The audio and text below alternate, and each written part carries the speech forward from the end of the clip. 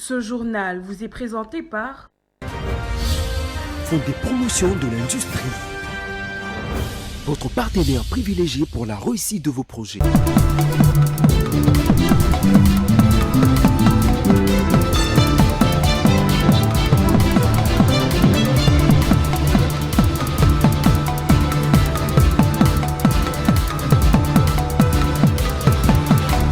La victime faisait partie d'un groupe de victimes qui s'attaquait à des habitations dans le quartier d'Amoupoil. Suite à des échanges de tirs avec la police dans la nuit de mercredi à jeudi 20 mars au quartier Ndanon dans la commune de Limete. Les détails dans ce journal.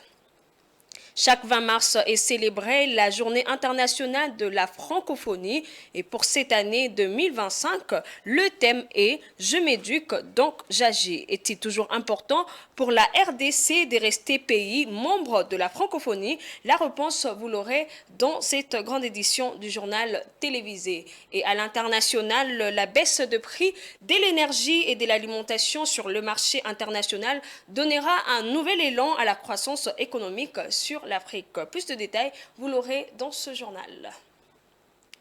Bonsoir à vous, madame, monsieur. Il est 19h, c'est l'heure de vous informer et une heure de plus dans la partie est du pays. Bienvenue dans cette livraison d'informations. Commençons cette grande édition du journal télévisé avec cette brève clôturant. C'est jeudi 20 mars 2025 que la réunion de haut niveau sur l'élaboration du plan stratégique du climat des affaires. Le chef de l'État a appelé toutes les parties prenantes à mutualiser leurs efforts pour la réussite de ces projets. Pour les chefs de l'État, la RDC est une terre d'opportunités. Il est temps de les saisir, de le transformer notre potentiel en richesse réelle et de garantir un avenir meilleur aux générations futures. Cette réunion a été organisée par la cellule climat des affaires CCA, en sigle, un service spécialisé du cabinet du président de la République ayant pour mission d'étudier, d'analyser, d'évaluer et de faire des propositions pour améliorer l'environnement économique et le climat des affaires en RDC. Poursuivons ce journal, vive tension dans la ville de Walikale-Centre après l'offensive des rebelles du M23 appuyée par l'armée rwandaise dans l'après-midi du mercredi et aux petites heures de ce jeudi. Une base de l'ONG Médecins Sans Frontières MSF en sigle a été prise dans des tirs croisés pendant le combat sans toutefois faire des blessés selon le responsable local Marco Doneda. Pour en savoir plus, suivez ce commentaire.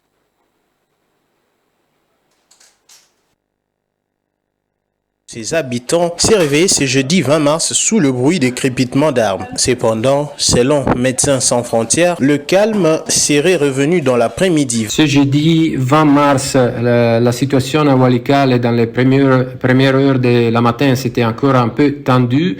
Mais à partir de 10 heures, il y a un peu de calme en ville et ça a permis à l'équipe MSF qui est présente sur place de bouger en ville pour récupérer les blessés et les amener à l'hôpital. Parce que hier, les combats c'était vraiment particulièrement violents. Cette ville de l'Est du pays avait été le théâtre de violents affrontements le mercredi 19 mars, opposant l'armée congolaise au groupe M23 AFC et à leurs alliés respectifs. Bien que la base des MSF n'ait pas été directement visée, elle a été prise dans des tirs croisés avec des balles atteignant certaines de ses structures et véhicules. Les équipes des MSF s'inquiètent néanmoins d'un potentiel afflux de blessés dans les heures et jours à venir. Les affrontements entre l'armée congolaise et le groupe armé M23 AFC et leurs alliés respectifs ont atteint hier dans l'après-midi la ville de Walikale, où nos équipes sont présentes. La base de MSF a été prise entre les tirs croisés avec des balles impactant nos structures et certains de nos véhicules. MSF n'a pas été directement ciblé par ces tirs et notre équipe est confinée jusqu'à ce que les conditions de sécurité soient suffisamment garanties pour reprendre les activités. Des explosions massives ont également eu lieu à proximité de l'hôpital général de la ville de Walikale, où le personnel médical continue d'assister une soixantaine de patients. MSF rappelle une nouvelle fois aux belligérants l'importance de protéger la mission médicale, les structures de santé et les personnels, ainsi que les organisations humanitaires. Restons dans le même sujet, mais cette fois-ci dans l'ex-Équateur. Lutte contre la guerre d'agression, Jean-Lucien Boussa, ministre du portefeuille, était en tournée dans plusieurs provinces de l'ex-Équateur. Objectif de sa mission, sensibiliser la population de l'enjeu de cette guerre et inviter les jeunes à s'enrôler dans l'armée. C'est un reportage extérieur et tout juste après le journal, vous suivrez en gros format cet élément. Il est arrivé à Guémena samedi 1er mars. L'euphorie qui accompagne ses retours à la maison était au rendez-vous. Jean-Lucien Boussa est leader incontesté ici. De l'aéroport au lieu du meeting, il est noyé dans une marée humaine impressionnante. Il vient personnellement relayer le message du président de la République, Félix-Antoine Tshisekedi. L'appel à la mobilisation et à l'unité nationale. En plus, les jeunes doivent se faire enrôler en nombre dans les forces armées de la République démocratique du Congo. Sa voix passe bien ici et est presque parole d'évangile pour les siens. En des termes simples, Jean-Lucien Boussa explique les réussites diplomatiques du chef de l'État et appelle tous à l'unisson à le soutenir, lui qui est le symbole de l'unité nationale.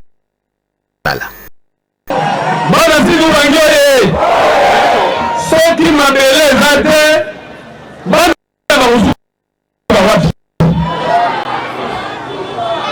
etumba toza nango eza président Félix te etumba toza nango eza congolais moko na moko eza etumba mabele bakoko batikela biso Kasavubu, Lumumba, Mobutu, Mzee Desire Kabila, etc. Mabele batikeli biso, tokoki kotikela moto moko te azwata 1 mètre carré. Eza bote.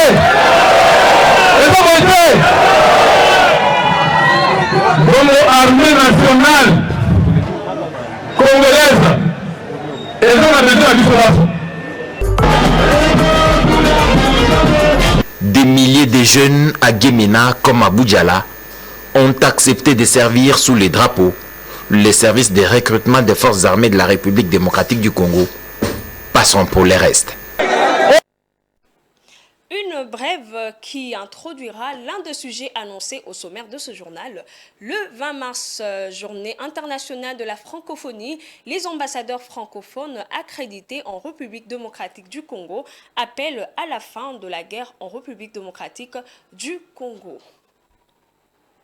Toujours dans le même sujet, célébration ce 20 mars 2025 de la Journée internationale de la francophonie. Cette année, elle est centrée sur le thème « Je m'éduque, donc j'agis ». La République démocratique du Congo est le 2e pays francophone au monde en termes de locuteurs, avec environ 78% de 100 millions d'habitants parlant français. Sa présence au sein de cette organisation est diversement interprétée dans l'opinion nationale. À la question de savoir si c'est toujours important pour la République démocratique du Congo de rester pays membre de la francophonie, quelques Quinois interrogés sur les rues de la capitale livrent leur point de vue au micro de Patience Lokeke. Suivez.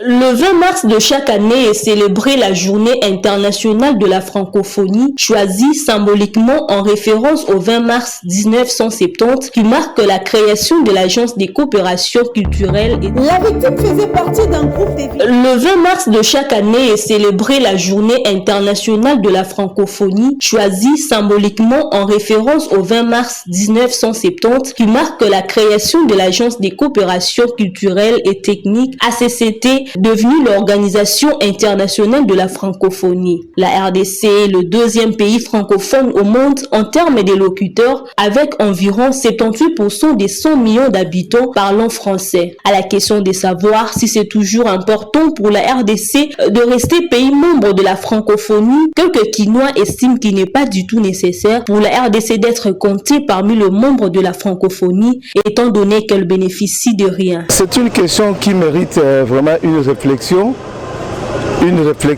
collective. On est plusieurs millions, c'est à nous de réfléchir tous, nos autorités, nous la population, on doit réfléchir.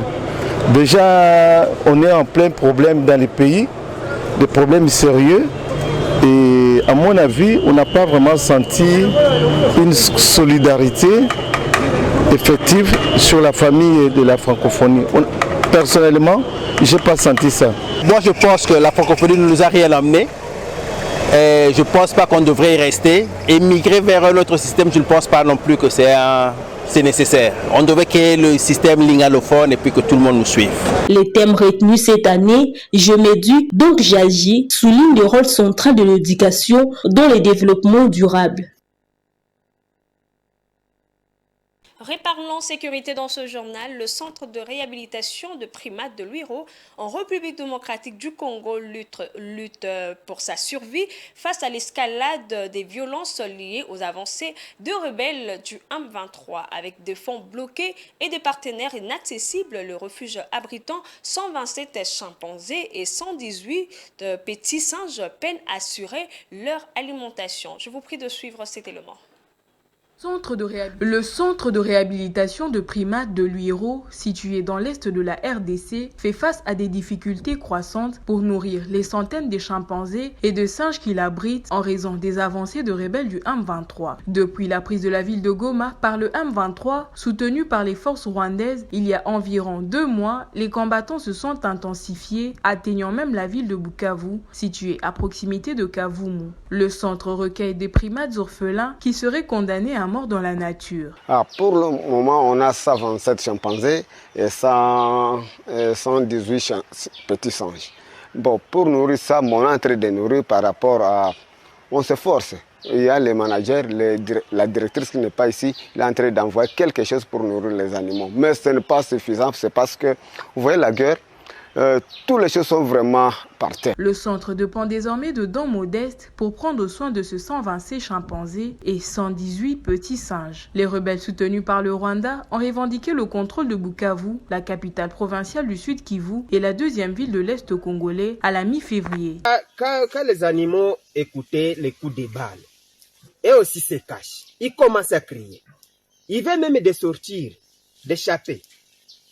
Mais comme il y a des soigneurs, il dit, comme nous sommes en train de voir notre frère ici, notre papa ici, donc il n'y a pas du tout danger. Mais dans lui, il ne peut pas manger convenablement comme il mangeait quand il n'y a pas quelque chose qui se passe.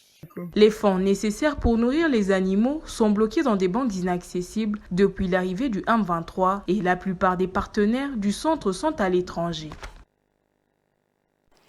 Et puis, le Bureau conjoint des Nations Unies aux droits de l'homme BCNUDH a dévoilé mercredi les principales tendances des violations de droits de l'homme en République démocratique du Congo pour le mois de janvier 2025. Dans son rapport, le BCNUDH dit avoir enregistré 309 violations et atteintes aux droits de l'homme sur l'ensemble du territoire de la République démocratique du Congo et en fait 808 victimes. Le BCNUDH affirme que les différents cas de violation sont l'œuvre de groupes armés dans la partie orientale du pays. Patrick Ilunga pour plus de détails.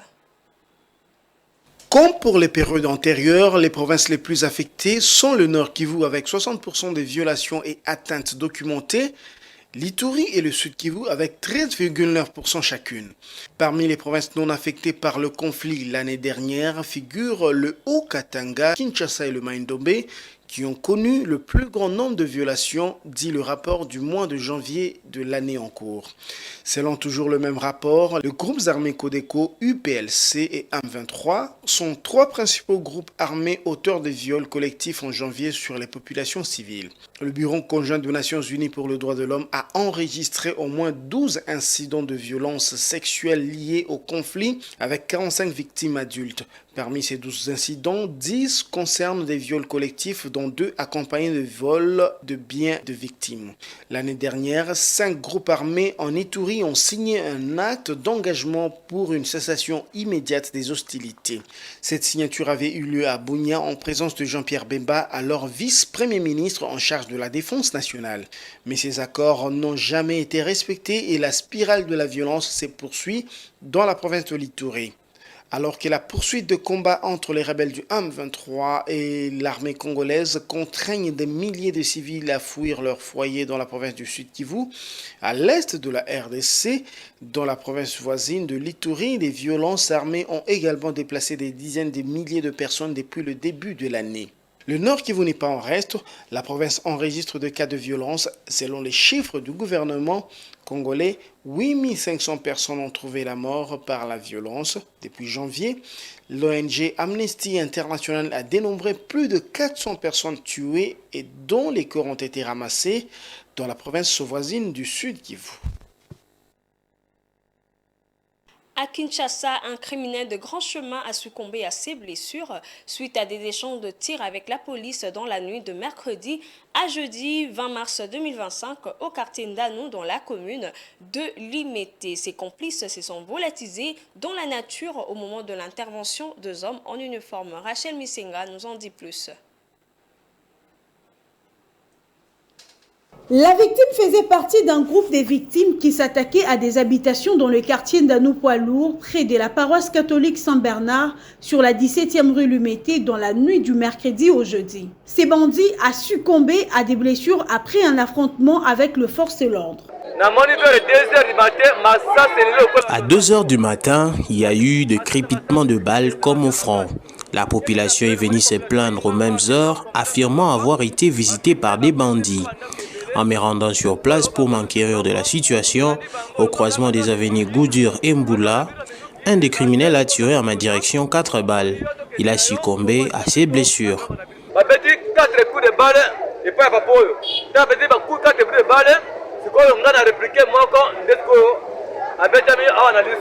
Cet incident tragique, cependant, a renforcé la confiance de la population de ces secteurs de Kinshasa envers la police et leur capacité à assurer la sécurité.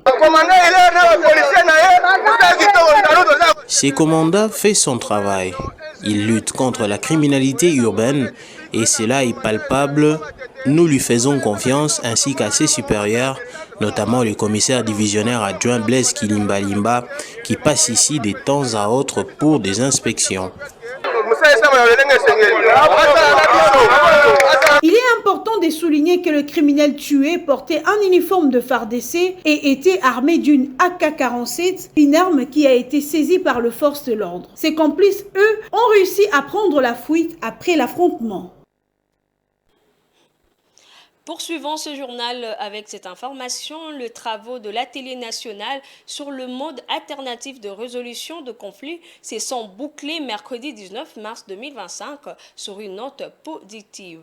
Après échange d'expériences entre les acteurs judiciaires et non judiciaires et ceux de la société civile sur l'utilisation de marques à travers le pays, les participants ont formulé des recommandations pertinentes pour permettre de bien développer le mode alternatif des résolutions de conflits en République démocratique du Congo. Théodore Ngando pour le commentaire.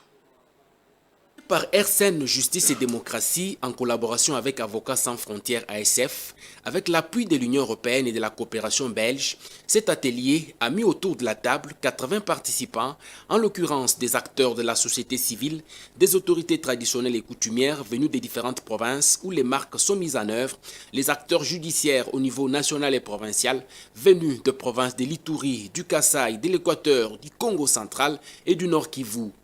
À cette deuxième et dernière journée de l'atelier, les participants ont passé en revue la problématique des modes alternatifs de résolution des conflits et les perspectives favorables au développement des marques dans la résolution de conflits fonciers, coutumiers et familiaux pour la paix sociale. Dans sa prise de parole au nom des organisateurs, Igo Djombwe, directeur pays de RCN Justice et Démocratie, a remercié tous les acteurs présents pour leur participation active à ces assises qui ont abouti à des recommandations importantes sur le développement des marques. Nous terminons cet atelier avec un grand sentiment de satisfaction. L'atelier a permis des clarifications importantes. La justice ne pouvait pas se limiter aux cours et tribunaux et qu'il y avait donc des pratiques historiques de justice dans nos sociétés, mais qui se sont développées aussi avec le temps Au nom des participants, le chef coutumier Anakle Nyembwe de la province du Kasaï a souligné le bien fondé des marques dans la résolution des conflits en province. Clôturant ces assises, le représentant du ministre d'État en charge de la justice, le conseiller Ngwanda Adjouba Wikler, a félicité les participants et les organisateurs pour la qualité du travail abattu dont le ministre d'État attend le rapport final. Je tiens à vous transmettre les félicitations de son Excellence, Monsieur le ministre d'État, qui est très ému et très flatté de la tenue de cet atelier de 2 jours, durant lesquels vous avez donné du meilleur de vous-même pour jeter les jalons de l'évolution de ce domaine dynamique et constitue des modes alternatifs de règlement des conflits. Rappelons que cet atelier avait pour objectif principal d'offrir aux justiciables des alternatives efficaces de résolution des litiges respectueuses des droits, de la dignité humaine et de l'égalité du genre. C'était un cadre constructif de partage de bonnes pratiques des marques entre acteurs judiciaires et non judiciaires, ainsi que ceux de la société civile et des autorités traditionnelles et coutumières.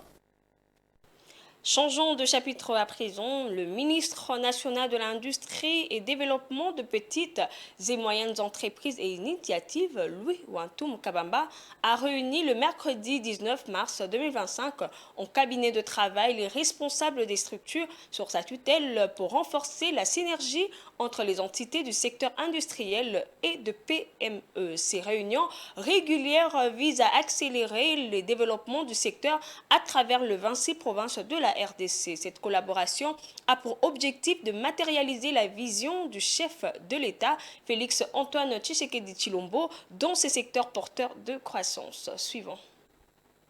Le 19 mars 2025, une réunion technique importante a eu lieu au ministère de l'Industrie et du Développement des petites et moyennes entreprises sous l'égide de son Excellence Louis Wantoum Kabamba, ministre national de l'Industrie et du Développement des PME. Cette rencontre a réuni les responsables des structures sous sa tutelle et s'inscrit dans la continuité des réunions techniques déjà amorcées dans le cadre de l'initiative du ministre visant à éviter le travail en silo et à favoriser la synergie entre les différentes entités du secteur. Ces réunions régulières permettent de donner une impulsion décisive au développement industriel et entrepreneurial à travers les 26 provinces de la RDC. C'est un très bon levier parce que ce que nous décidons doit être suivi de façon permanente, évalué et puis prendre la décision si on est dans la bonne direction, si on est dans la mauvaise direction. C'est une méthode classique qu'il faut prendre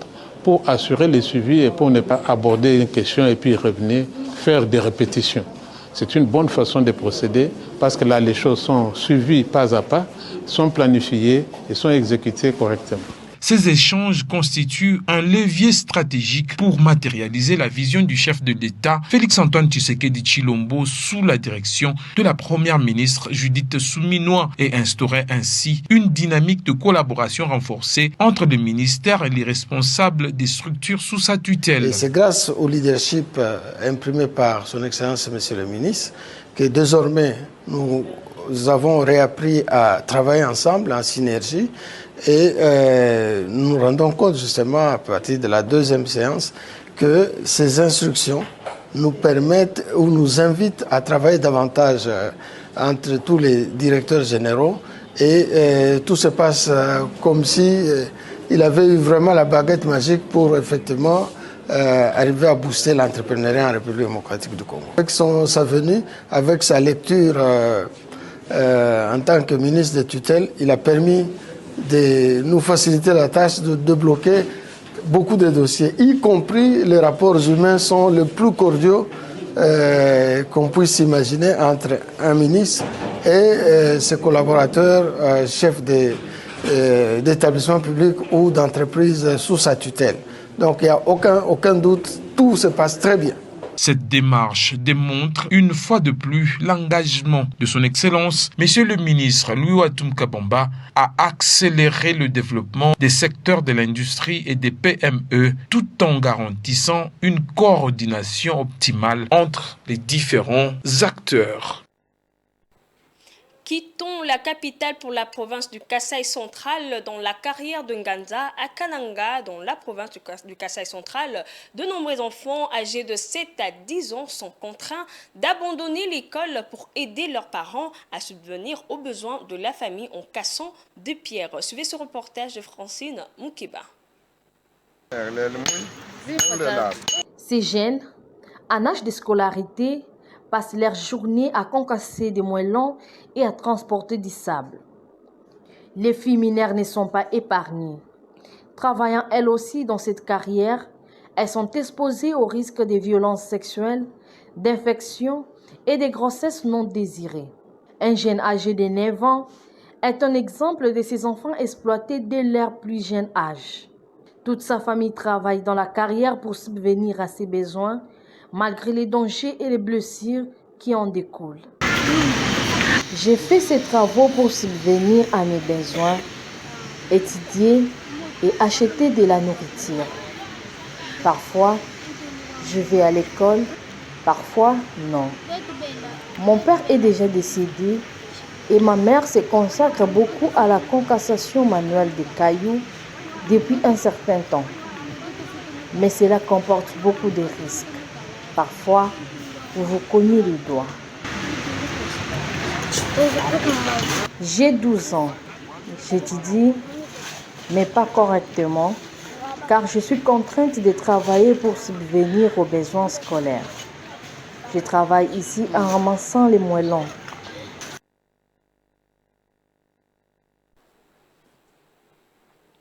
Ce 20 mars, ce n'est pas seulement la journée internationale de la francophonie, mais aussi la journée internationale de la santé bucco-dentaire. C'est brosser les dents avec une bonne pâte dentifrice le matin et avant de se coucher, tout en respectant les techniques de brossage. Éviter les boissons ou aliments trop sucrés, le tabac et l'alcool sont des recommandations formulées à l'occasion de la journée mondiale de la santé bucco-dentaire, qui est une opportunité de rappeler au monde entier l'importance de l'hygiène buccale. Suivez ce commentaire.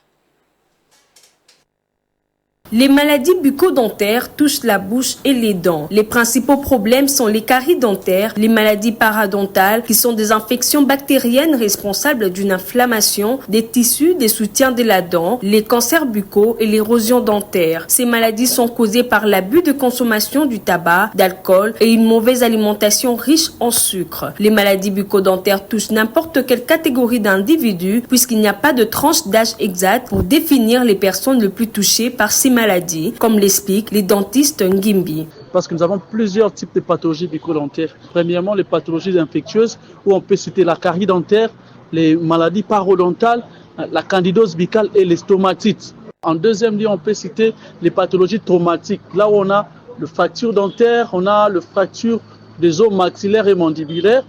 On peut avoir des maladies congénitales comme le bec de lièvre. On peut avoir des maladies tumorales telles que les kystes odontogènes. Quelle est la tranche d'âge la plus touchée et pourquoi c'est très difficile? Parce que ça peut toucher les gens de tous les âges. Comment avoir une bonne santé bucco-dentaire? Quelques recommandations du dentiste Patrick Ngimbi ont été notamment formulées. Et pour avoir une bonne santé bucco-dentaire, il faut juste bien se brosser les dents. Donc on doit se brosser les dents au moins 2 fois par jour, avec une bonne pâte dentifrice, avec une bonne brosse à dents aussi. Et la technique aussi compte, la technique de brossage aussi compte. Et à part cela, il faut consulter son médecin dentiste au moins une fois tous les 6 mois. En cette journée mondiale de la santé bucco-dentaire, plusieurs recommandations sont mises en place pour éviter d'en souffrir. C'est aussi l'occasion pour rappeler au monde l'utilité de l'hygiène buccale, qui est un ensemble de pratiques permettant d'éliminer la plaque dentaire qui se forme naturellement et en permanence à la surface des dents. Ces gestes permettent d'éviter. En sport, à quelques heures de la rencontre qui va opposer la République démocratique du Congo au Soudan du Sud ce vendredi 21 mars 2025 au stade de Martyrs, comptant pour la 5e journée des éliminatoires de la Coupe du Monde 2026. Les sélectionneurs de 2 équipes étaient en conférence de presse d'avant-match ce jeudi. Ces assises se sont déroulées au siège de la Fédération congolaise de football association. Plus de détails avec Blaise Kouzola. Les Léopards de la République démocratique du Congo croiseront ce vendredi 21 mars leurs homologues sud-soudanais en match comptant pour la 5e journée des éliminatoires de la Coupe du Monde 2026.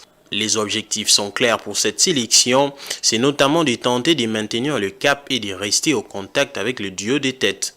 Tout reste possible et les Congolais ont leur destin en main. C'est ce qui doit être le cas à l'issue de ces deux rencontres. Donc on sait ce qu'on a à faire demain, on sait aussi les atouts offensifs, comme vous l'avez dit, qu'on a. On doit s'imposer. Pour s'imposer, il faut marquer des buts, il faut avoir des prises de risque. On a rappelé effectivement un poste d'avant-centre supplémentaire parce que il y a d'autres problématiques aussi. C'est on va dire le 5e match. Il y en a qui sont sous le coup d'un carton jaune également, qui en cas de carton jaune ne pourront pas jouer contre la Mauritanie. Enfin bon, il y a différents aspects qui font qu'on a monté le groupe à 25 avec ces postes-là. Maintenant, demain, il y aura des choix sur la ligne offensive et puis après on les évaluera. Nous, ce qui est important pour nous, c'est de donner confiance aux joueurs, mettre un projet de jeu demain qui sera équilibré, mais qui sera bien sûr à domicile un peu plus sur la partie offensive que défensive. Pour Nicolas Dipuy, le Sud-Soudan est là pour apprendre.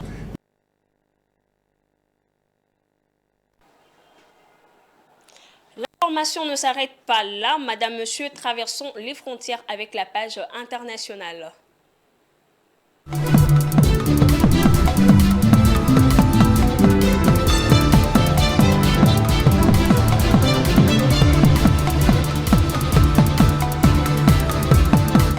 Alors que les grandes puissances rivalisent d'influence sur le corridor maritime stratégique et le politique commercial se resserre, notamment aux USA, diverses interrogations alimentent les débats quant aux impacts sur une Afrique dont la place dans le commerce mondial est cruciale. Francine Moukeba pour le commentaire.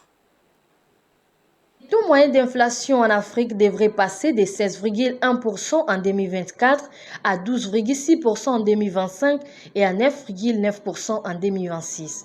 Le recul projeté des prix internationaux de l'alimentation et des produits énergétiques ainsi que les faibles effets des seconds tours devraient être les principaux facteurs qui seront à l'origine d'un reflux de l'inflation cette année et l'année prochaine. En 2024, l'Afrique de l'Ouest a enregistré les taux d'inflation les plus élevés à l'échelle continentale de 24,2% devant l'Afrique du Nord, 15,5%, l'Afrique australe, 11,7%, l'Afrique de l'Est, 11,2% et l'Afrique centrale, 4,6%. Au regard de la tendance baissière de l'inflation à moyen terme, la plupart des banques centrales africaines auront plus d'espace pour réduire leurs taux directeurs et soutenir ainsi la croissance économique. L'Afrique de l'Est devrait être la sous-région qui connaîtra la croissance la plus rapide en 2025 et en 2026. Elle devrait enregistrer une croissance économique moyenne de 6% cette année et l'année prochaine, grâce notamment aux bonnes performances économiques attendues en Éthiopie, au Kenya, au Rwanda, en Ouganda et en Tanzanie. L'Afrique de l'Ouest devrait connaître une croissance moyenne de 4,2% en 2025 et en 2026. Le Sénégal connaîtra les rythmes de croissance les plus rapides au niveau de la sous-région, 7% en moyenne, grâce à l'augmentation de l'activité minière, au démarrage de la production de gaz, à l'intensification. Nos sincères excuses pour ce désagrément. Cet élément, le reflux de l'inflation qui découlera principalement de la baisse de prix de l'énergie et de l'alimentation sur le marché international devrait donner un nouvel élan à l'assouplissement de politique monétaire et stimuler la croissance économique sur l'Afrique. Suivez. Depuis la réélection de Donald Trump aux États-Unis, les spectres d'une guerre commerciale entre les grandes puissances mondiales se profilent. L'intérêt clairement affiché du président américain pour les canaux de Panama et les nouvelles taxes douanières annoncées sur les produits de plusieurs pays, alliés comme rivaux, font peser planer de nouveaux risques de tensions sur la chaîne d'approvisionnement mondiale, éprouvée ces dernières années par une succession de chocs internationaux et multisectoriels.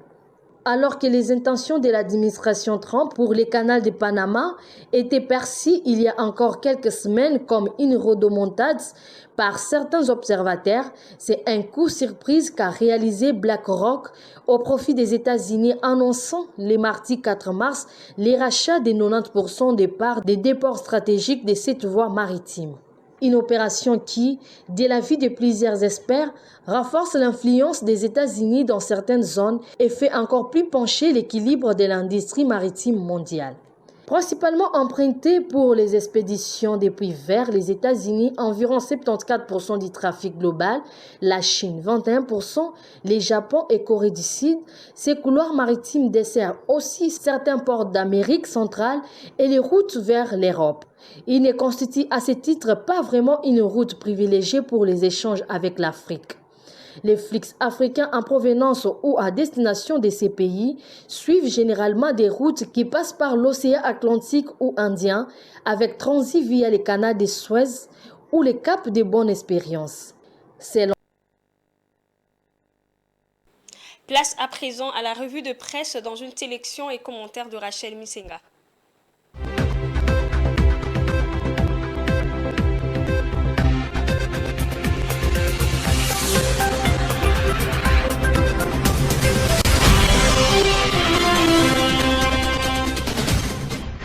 Dans l'est de la RDC, le chef de l'État congolais Félix Tshisekedi affirme que les discussions avec son homologue rwandais Paul Kagame doivent se poursuivre pour un règlement durable du conflit après la rencontre de Doha, écrit le Phare, relayant l'interview qu'il a donnée aux médias français Le Figaro. Selon le chef de l'État congolais, cette réunion s'est déroulée dans une ambiance conviviale. Les travaux avaient été effectués en amont par les émissaires qatariens. J'avais rencontré l'un d'eux mi-février en marge de la conférence des minutes sur la sécurité. La suite reste à déterminer car le préalable à tout cela était le cessez-le-feu immédiat et inconditionnel. Forum de As a annoncé une augmentation substantielle de la solde militaire déployée au front. Désormais, chaque soldat touchera $500 par mois contre seulement $100 auparavant.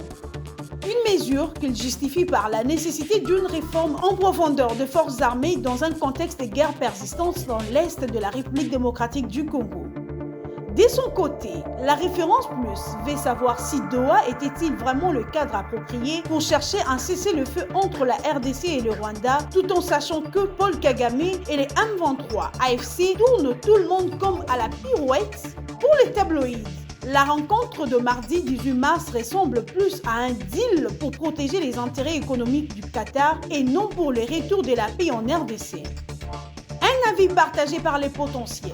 Pourtant, écrit les tabloïds, derrière les déclarations diplomatiques se cache une réalité moins vertueuse. Cette médiation est avant tout motivée par les intérêts économiques du Qatar, acteur clé dans les deux pays. L'Union africaine salue la rencontre entre Tshisekedi et Kagame à Doha. Dans un communiqué consulté hier mercredi par la prospérité, Mahmoud Ali Youssouf, président de la commission de l'UIA, a félicité les deux dirigeants pour leur engagement en faveur du dialogue et la résolution pacifique du conflit dans l'est de la RDC. Après Nairobi et Luanda, la prospérité constate que Doha n'a nullement tempéré les ardeurs de la CENCO et celles de l'ECC qui entendent persévérer dans leur mission de bons offices en quête de solutions pour la paix en RDC. Pour les quotidiens, les prélats de deux confessions croient dur comme fer à l'aboutissement de leur démarche après qu'ils ont pris langue avec tous les acteurs politiques et la société civile.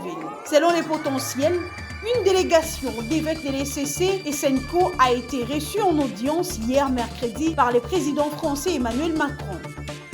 Cette rencontre s'inscrit dans une série d'initiatives menées auprès de plusieurs chefs d'État et acteurs politiques de la région. Pour terminer cette revue de presse, à 12 jours de l'ouverture de la session ordinaire de mars 2025, un collectif de députés provinciaux de la ville-province de Kinshasa a lancé depuis hier, mercredi 19 mars 2025, une série d'activités de 3 jours dans les 4 districts de la capitale. Il s'agit de la campagne de mobilisation de population au soutien au FARDC et au Azalendo et au président de la République Félix-Antoine Tshisekedi Tshilombo, sous les thèmes FARDC Nalisanga Ndeto Kolonga.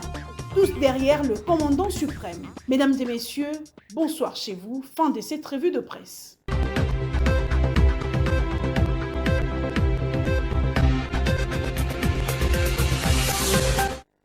C'est la fin de ce journal, mais nous ne pouvons pas vous quitter sans le rappel de titres. La victime faisait partie d'un groupe criminel de victimes grand qui s'attaquait chemin a succombé à ses blessures suite à des échanges de tirs avec la police dans la nuit de mercredi à jeudi 20 mars au quartier d'Anou, dans la commune de Limete. Célébration ce 20 mars 2025 de la journée internationale de la francophonie. Cette année, elle est centrée sur le thème « Je m'éduque dans j'agis ». La RDC est le deuxième pays francophone du monde en termes de locuteurs, avec environ 78% de 100 millions d'habitants parlant français. Et à l'international, la baisse de prix de l'énergie et de l'alimentation sur les marchés internationaux donnera un nouvel élan à la croissance économique. C'est la fin de ce journal à l'occasion de la journée mondiale du bonheur. Voici cette recommandation. Le bonheur n'est pas ce que l'on désire, mais c'est d'aimer ce que l'on a. C'est avec cette phrase que nous mettons fin à ce journal. Portez-vous bien. Au revoir.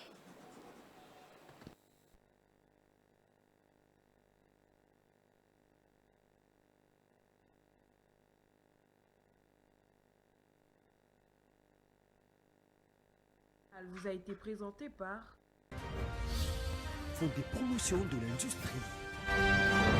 Votre partenaire privilégié pour la réussite de vos projets.